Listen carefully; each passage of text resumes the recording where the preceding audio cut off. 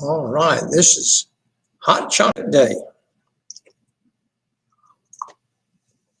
The weather's just right for it. And welcome to all our friends in Oakcrest Baptist Church country.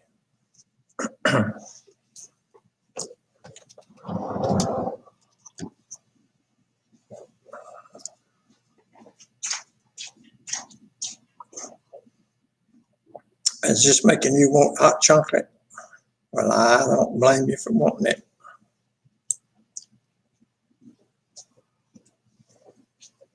It may take a little while for everyone to get on here. I see it just went from 0 to 4, and by the time it gets on that computer screen that I'm watching there, the time it gets on the computer screen here, it's a delayed action, and maybe more than four families already tuned in, and we do have friends in the Philippines that have gotten up in the middle of the night so they could be here live and watch this and chat with you. Good to be alive today.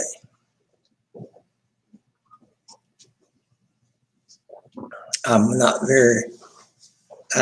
apt at all about Facebook, even though I'm signed up for it. I don't even know how to do that.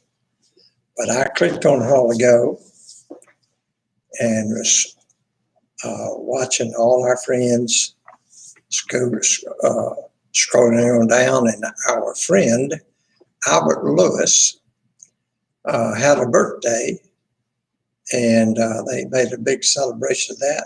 They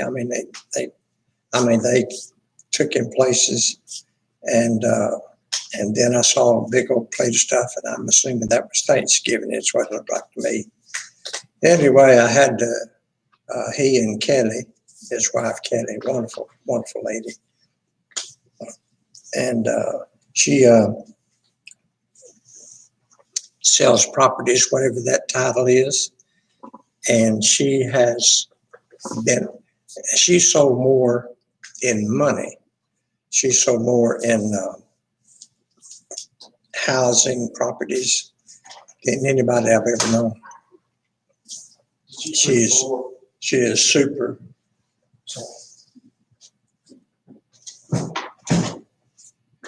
I don't know what Brother Larry said. That was Brother Larry, wasn't it? He was just checking on the mower. Oh, sorry. He probably didn't realize we was already online. And he's got somebody straighten him out. This is an active place. You never know what's going to happen. It's always plenty of room for excitement and a good cup of hot chocolate.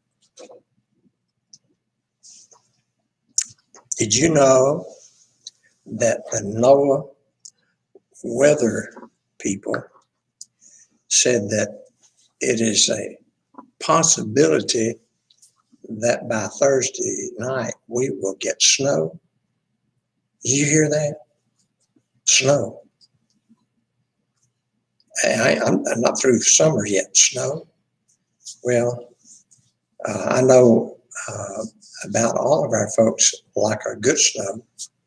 Run outside, build a snowman with the kids, come in the house, and forget it ever snowed. But anyway, we do like it. We just don't like to live in it. We would go to Alaska or someplace like that if we liked living in it. And my cousin kept trying to get me to come to Alaska and for a visit. And I'll tell you, I said, I can't handle cold weather. He said, well, come in July. I said, we have camp meeting in July. But anyway, I've never been to Alaska, probably never go. I don't like cold climates. I don't even go north right here in America. I stay away from that stuff. If it gets too hot, I'm down. If it gets too cold, I'm down. So I have to stay right here where you're in the balance of weather. We live in the best place. we absolutely live in the best place because we get both of it in there somewhere. But anyway, you didn't want to hear that, but because some of you now are worried about snow. But I know that the Fowler Farm across the road there, they've been getting ready for this cold nights that they're predicting all this week. And you know they've got chickens, they've got rabbits, they've got ducks, and they've got banana trees. They got all kind of things they got to protect from the cold weather. And I imagine Brother Larry's been doing that out here in the orchard also, getting some things protected. Well, the best protection you'll ever have is not hay and a heavy coat and a cup of hot chocolate. The best protection you'll ever have against all weather is a good dose of salvation. It's when I was in the Army, if you complained, you had a stomach ache, you had a headache, you had an arm ache, or your feet were aching. And they said, okay, give you one of these APC, I believe is what it's called, APC tablets. And really, let me tell you what it was. It was an aspirin that was not labeled. Didn't have St. Joseph or something like that on it. Didn't have BC or anything. It was just a plain aspirin tablet. And they called it APC. APC take care of you. I always said that. It'd take care of you. And one day I said, what does APC stand for? All-purpose capsule. Well, anyway, the all-purpose you'll ever get in this life or the life to come is salvation. One dose will do it. One that just keeps on. Not one that plays out in 2 weeks, but one that just keeps on. All right. Good to be saved. Good to be saved. We got big things going on here today. And we're trying to get ready. Everybody's been worked all night, almost, getting ready for it. Plenty of excitement around here, always. But we had a really tragic night, starting at 5 p.m. yesterday afternoon. We had a tragic night. And I was looking at some of the pictures that Sister Sarah Oliver had on that Facebook. See, I'm not good at that Facebook, but I got to look at those pictures. I really did like that. Sis, I liked that. And picture of when Nick and Maddie and Tabitha are all together sitting around the table, and there's ADL. For the most part, I think the family called him a jail. And anyway, it was good memory things. Well, 5 days ago, they took him to their local little hospital there, Cameline, where they live. That's Brother Melvin, Sister Digna's number 2 son, second son. And it's like going to an ER. Well, the little hospital checked him over and said, we think we need to keep him overnight. And then they next day they texted me and said that he's been tested positive for dengue fever, which is a common thing that happens in the Philippines from a mosquito bite. And it can be it can be real bad. And so every day they give me a little report and said they said they still need to keep him. They're giving him something to help him breathe better. I said, and that was 3 days ago. I said, these symptoms sound more like this virus. And but the little bitty hospital, they said we need to keep him longer. So they said 4 days we need to keep him longer. Well, I got still a little bit of money, just a little bit now. Not a lot of money. And Brother Melvin, there was costing them money that they was trying to find and borrow and have and so forth, just to keep them there in their little hospital. And but anyway, I got a text and said, anyway, that little bit of money helped, and they were checking him out of the hospital. But it's my miscommunication of the little bits of text that I was getting from Brother Melvin, and that I thought they were getting him out of the hospital, taking him home. But he sent me another text not long after that and said the hospital, the little hospital there in the town, recommended that he take him to a bigger hospital, a big government hospital. And so that's what they would, that's the text now. I'm not sure how they did this. I'm not sure where he picked him up, checking him out, drove him over there, or where the hospital did this with transport like an ambulance. I'm not sure how they did this. Too much misinformation I'm getting from different ones. And I'd say misinformation. And so, but however they got him to the hospital, at 7:05 p.m. our time, Sister Digna messaged me and said, Tata J, ADL is gone. And just that statement.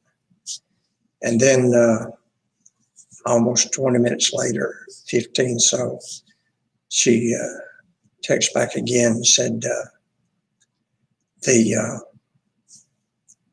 hospital that they were taking him to, or transporting him to, however that happened, they pronounced him dead on arrival. And then they turn around and give him a bill of 22,000 pesos. This has been a horrific, just hours. We're talking about from 5 p.m. At 5 p.m. our time is when he was pronounced dead. And then the protocol, because of the virus in the Philippines protocol, they have to be buried within 12 hours, within that time.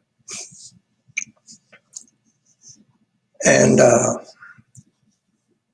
then she texts back just momentarily and said, the funeral's going to be 3 p.m. this afternoon, Filipino time. Well, that was 1 a.m. this morning, our time. And then, and it's something that I expected. I got a long text from Sister Digna this morning at 8:49, so just almost 9 o'clock, just a while ago, and said they don't want to talk. In fact, I saw something where Brother Melvin said, please, no calls right now, no phone calls. And it's just too overwhelming for them. But she said, I want to let you know how things went today that we had to go through. And she said, you know, just last night, he was sitting beside me, holding my hand very tightly. And then this morning, he's gone. So it's too fast and too much. We just can't handle it. And then the thing that I expected to hear, and she was giving the wording that Brother Melvin said that they would be cremating Adele's body. This virus thing, it may not be mandatory by the government. I think it's insisted, but nonetheless, it's been a rough night, our night, their day. Last night was their Saturday, and very rough for them. In fact, I'm having a little bit of trouble myself maintaining my emotions, I guess, or composure. It's so hurtful. And I went on, I stayed up because of texting and sent him some money last night. He was able to get it. And what we sent, and when it was exchanged, was 28,200 and something pesos. So it was enough to cover what they just paid the hospital. They were both at the hospital, things they had to do. When I said that, has it come in through on the phone, really important, the communication to get money.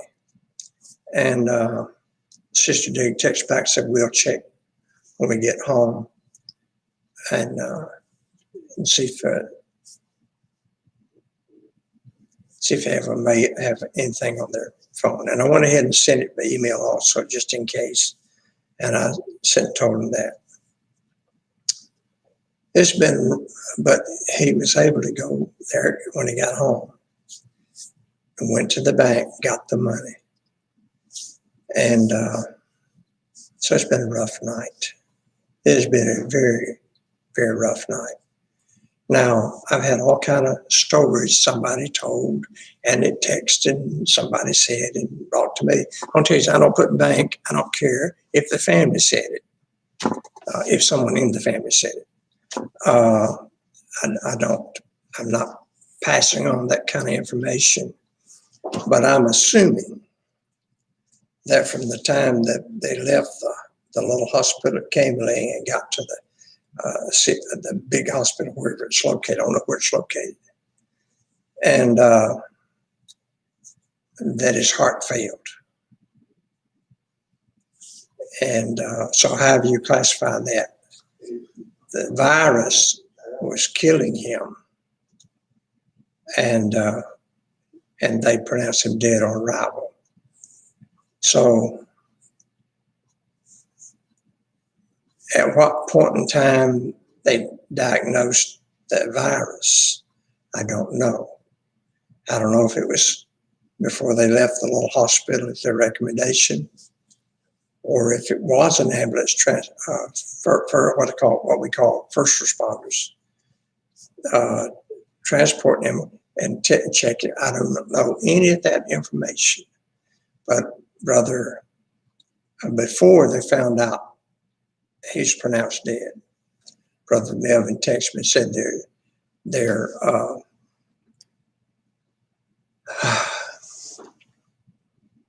treating him for the COVID. Just a brief message.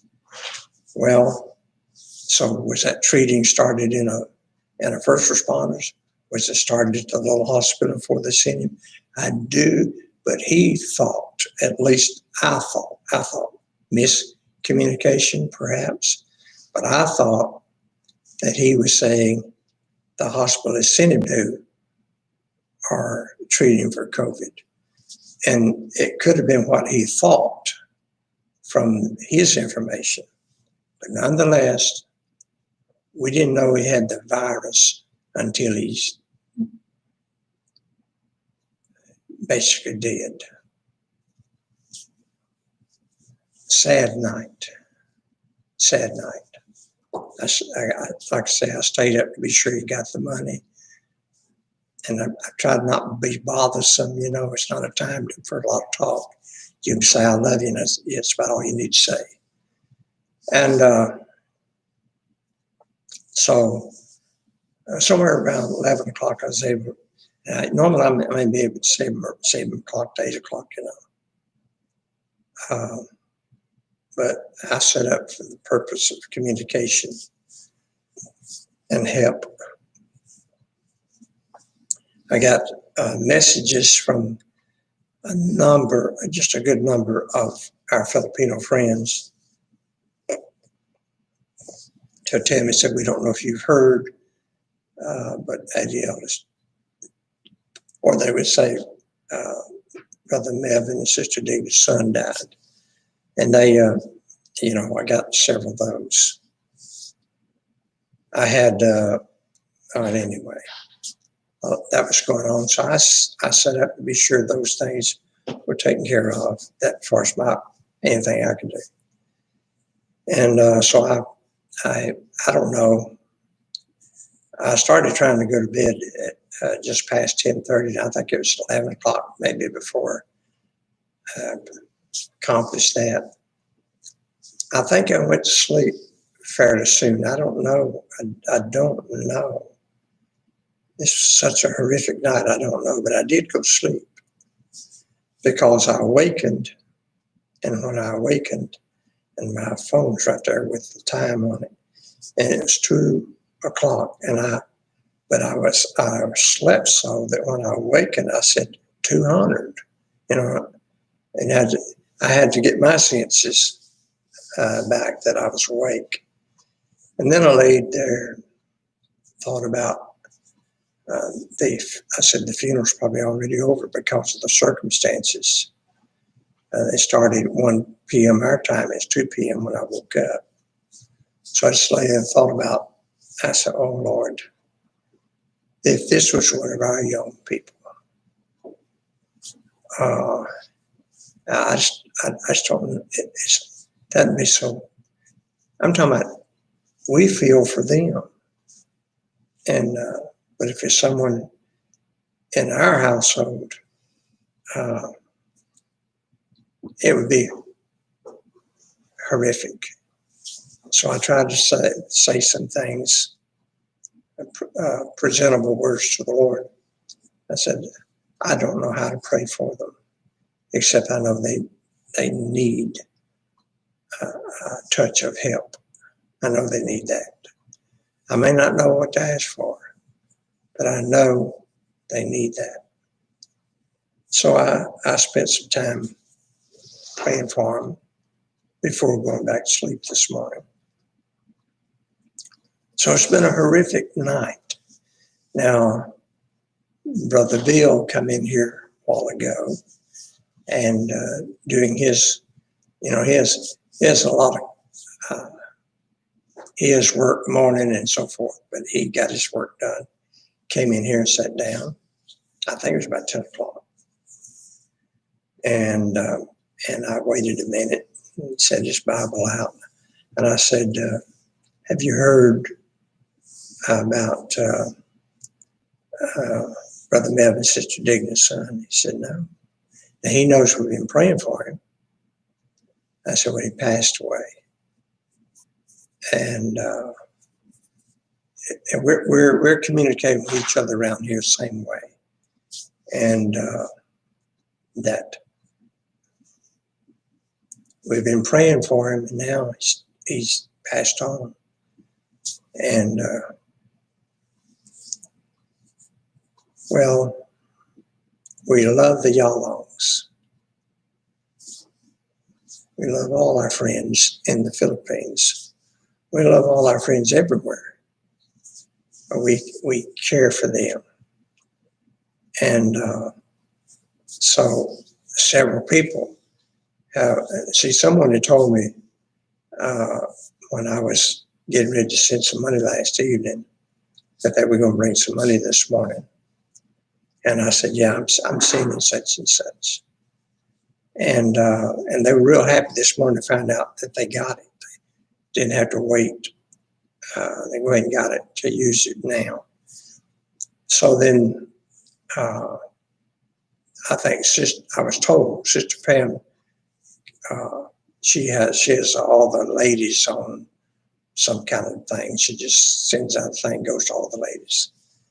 And about what was going on about sending some money. So I had 4 people brought some money already this morning. And I hadn't checked my bank. It's good to do that sometime or another. But I think I can think I can cover myself for the money sent last 2 nights. So I'm going to give all this to Sister Tori to deposit in the church's account, and then transfer over to my account the amount, and I'll send it again. I'll send money again. And that's what I think we're going to do. For those of you interested in what we're doing, what we're trying to do, that's what I'm talking about. We've sent money 2 nights in a row, and now we're going to send again. They needed some in the hospital, and they need some. My goodness, it's been a sad night where you have feelings for your friends, and then I think Sister Livia, along with Sister Maddie and Sister Tabitha and Sister Sarah and Nick and Sister Tina, who's the mom of the girls, whenever we make that trip. And right now I can't think if anybody else got to go with us. But anyway, I think all of them have sat around a table when Adele was there. And some got, talked to him, communicated, and so forth. And some through messaging and Facebook too.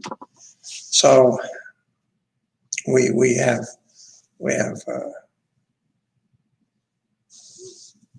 our own young adults,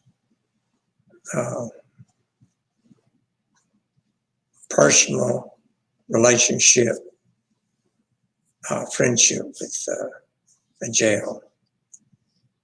And so everybody feels this. Sister Pam was telling some of the ladies as they talked about this, that and Sister Pam was in the group of 7 that went in the year 2000. So year 2000, some of our young folks weren't born, in year 2000.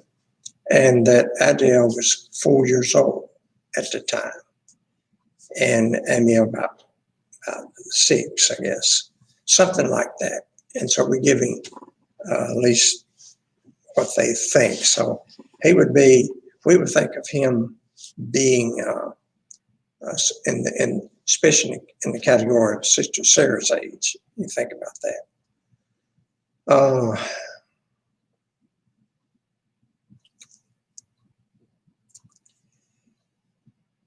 You don't get over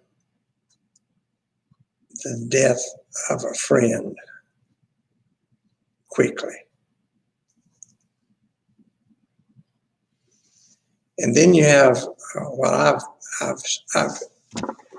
don't know if I learned this by listening, but I've certainly talked about it because in reality, in these years,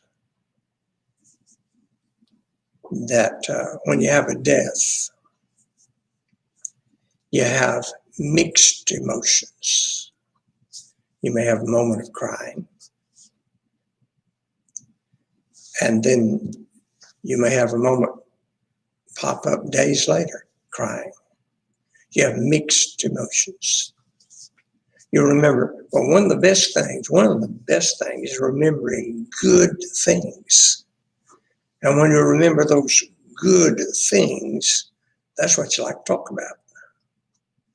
And there's comfort, lots of comfort in remembering the good things.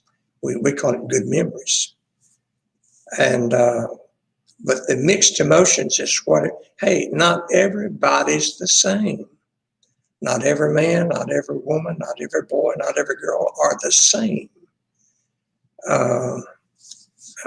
You're not going to react just the same as somebody else is. And if somebody thinks you should react, they don't know what they're talking about. Everybody's what you are. And you have your own emotional makeup. And then you have what I call, as I just said, mixed emotions. Moments and times when your emotions will vary from one time to another. And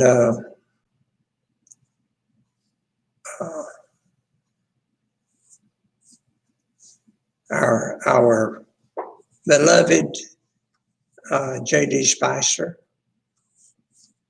Now you're talking about long life, 92 years. And we celebrated his 92nd birthday. So then it was long life. But even we're still talking about the passing of our friend and brother, and he's pawpaw to many, J.D. Spicer. So the emotions, whether you cry, whether you tear up, or whether you rejoice of some really good thoughts, it's your emotions. And it's whatever, it's who you are. And then you can't declare how you're going to react yourself. And that's a mystery also, I think, because you may be able to describe me, you may be able to describe another, and you may be able to describe their emotional makeup. You might be able to, but when it comes to living it, it's going to be whatever it is. And it may not be what you describe. So we've had a sad night, and so sad. But a mother, all the family, brothers, sisters, however it is to them, is their emotions. But especially a mother and a daddy, but it's just common sense to tell you that mother is got such pressure on her heart.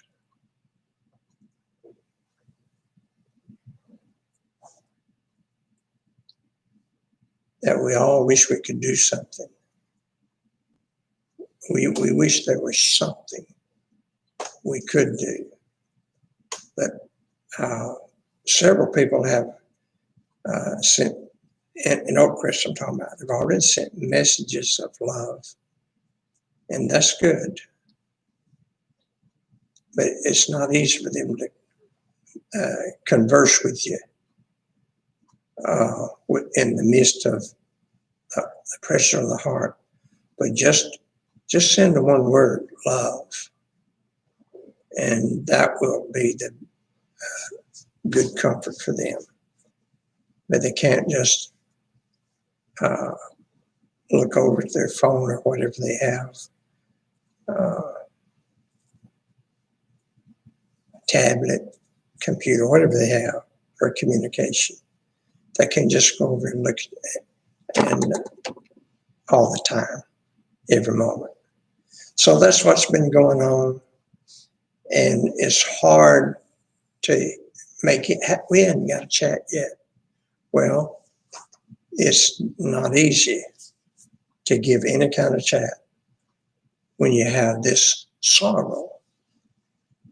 And the hope that we have is in 1 Thessalonians chapter 4. It's the hope we have. That is a comfort, he says. And that's the comfort you have. The world don't have that, but you do.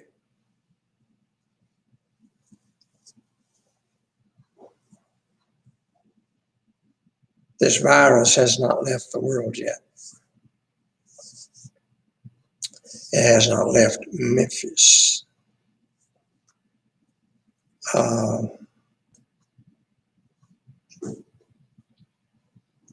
And I don't know about last night, but the night before and night before it, each night, 7 people each night passed away here in Shelby County, Memphis, with this virus. It's not left us. So the burden we have for our friends and our acquaintance and those we love is a real one. But we also consider ourselves and consider our young people and children and every ages that we have. Sister Irene made this comment the other day. She said, if I get this virus, I'm gone. When you got weak lungs, and she's looking at it from a common sense perspective that she wouldn't be able to fight it. Her body wouldn't be able to fight it. This is what's happened to our friend.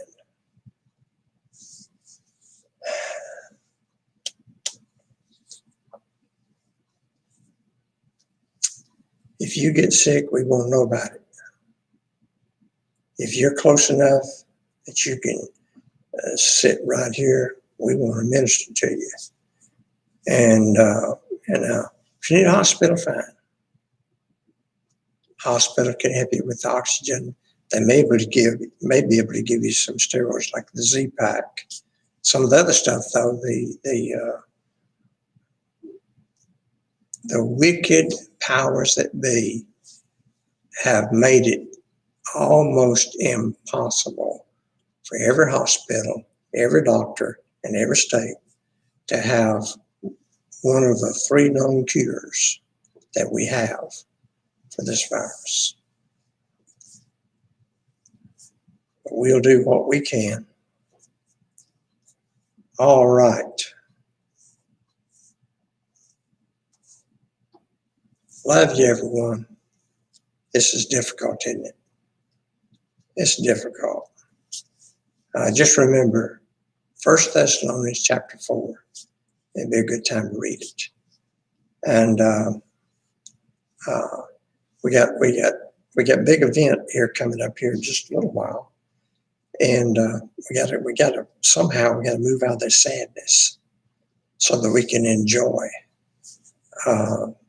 what's for the afternoon. And so just want to say to everyone, we love you. And we want things to go well with you. We desire help for everyone.